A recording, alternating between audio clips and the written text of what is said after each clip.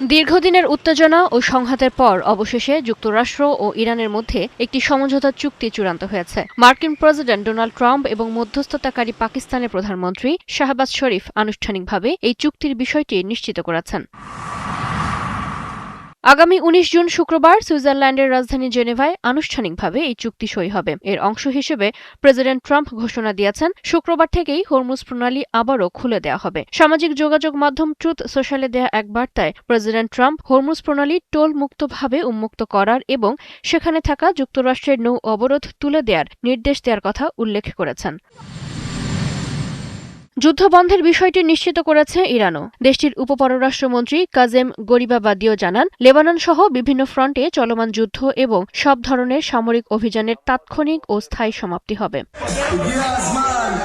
তবে ইসরায়েলের জাতীয় নিরাপত্তা বিষয়ক মন্ত্রী ইতামার বেন গাভির বলেছেন, ইসরায়েল একটি স্বাধীন ও সার্বভৌম রাষ্ট্র, যুক্তরাষ্ট্রের অধীনস্থ নয়। সামাজিক মাধ্যম এক্সে এক পোস্টে তিনি বলেন, ইসরায়েল এমন কোনো চুক্তির অংশীদার নয় যা তাদের নিরাপত্তা নিশ্চিত করে না। যুদ্ধ থামানোর এই উদ্যোগ কতটুকু সফল হবে তা এখনই বলা যাচ্ছে না। আনুষ্ঠানিক চুক্তি সই হলে এবং এই যুদ্ধবিরতি টিকে থাকলে স্বস্তি ফিরতে পারে পুরো অঞ্চলে।